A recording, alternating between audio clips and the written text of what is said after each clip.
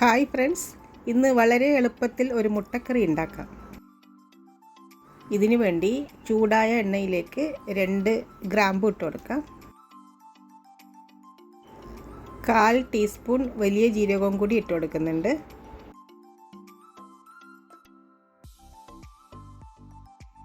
ജീരകം മൂത്ത് വന്നിട്ടുണ്ട്. ഇതിലേക്ക് വെളുത്തുള്ളി ഇട്ട് കൊടുക്കുക. ഇതൊരു 3 അല്ലി വെളുത്തുള്ളി ചെറുതായി അരിഞ്ഞതാണ്.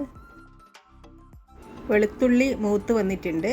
ഇതിലേക്ക് ചെറിയൊരു സവാള ചെറുതായി അരിഞ്ഞതും കൂടി ഇട്ട് കൊടുക്കാം.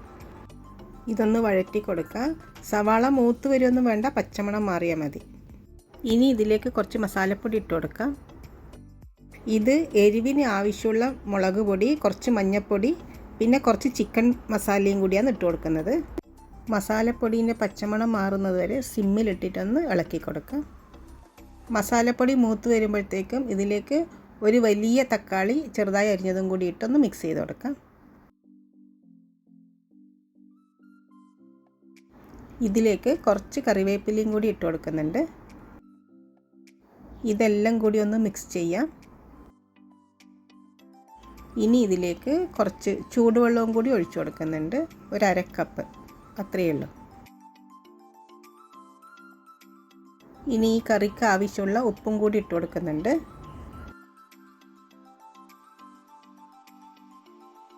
ഇതെല്ലാം കൂടി ഒന്ന് മിക്സ് ചെയ്ത് കുറച്ച് സമയം ഒന്ന് ഇത് അടച്ചു വെക്കാം. ഫ്ലെയിം സിമ്മിലായിരിക്കണം. ഇതൊന്ന് തുറന്നു നോക്കാം.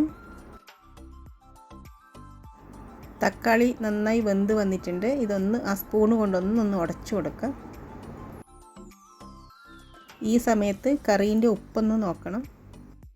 ഇത് ഉപ്പ് കുറച്ച് കുറവാണ്. ഞാനൊരു പൊടിക്ക് ഉപ്പും കൂടി ചേർക്കുന്നുണ്ട്. ഈ മുട്ടക്കറി ഉണ്ടാക്കാൻ വേണ്ടി ഞാൻ 2 പുഴുങ്ങിയ മുട്ട എടുക്കുന്നത്.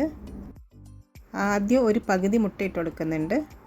ഇത് നല്ലോണം ഒന്ന് ഉടച്ചു കൊടുക്കണം. അപ്പോഴേ ഈ കറിക്കൊരു മുട്ടേൻ്റെ ടേസ്റ്റ് ഉണ്ടാവുള്ളൂ. നല്ലൊരു കൊഴുപ്പും നല്ലൊരു ടേസ്റ്റും ആയിരിക്കും മുട്ടക്കറിക്ക് ഉണ്ടാവുക. ഇനി മുറിച്ച് വെച്ച ബാക്കിയുള്ള മുട്ട ഇട്ട് കൊടുക്കാം. ഇതിൻ്റെ മേലേക്ക് കുറച്ച് മസാല ഇട്ട് കൊടുക്കാം. ഇത് നല്ല കൊഴുത്ത ഗ്രേവി ആയിരിക്കും. മുട്ടക്കറിക്ക് എപ്പോഴും കൊഴുത്ത ഗ്രേവി ആയിരിക്കുമല്ലോ നല്ലത്.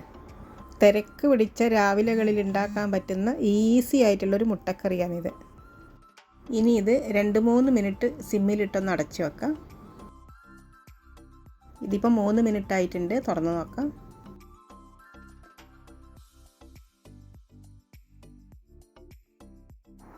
കറി നന്നായി കുറുകി നല്ല തിക്ക് ഗ്രേവിയായി വന്നിട്ടുണ്ട്.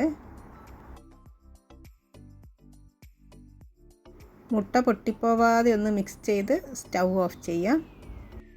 അങ്ങനെ ടേസ്റ്റി ആയിട്ടുള്ള മുട്ടക്കറി റെഡി ആയിട്ടുണ്ട്. ഇത് ദോശേൻ്റെ കൂടെ, ചപ്പാത്തീൻ്റെ കൂടെ, അപ്പത്തിൻ്റെ കൂടെ, ചോറിൻ്റെ കൂടെ ഒക്കെ കഴിക്കാൻ പറ്റുന്ന നല്ലൊരു കറിയാണ്. Okay friends, bye bye. Thank you for watching.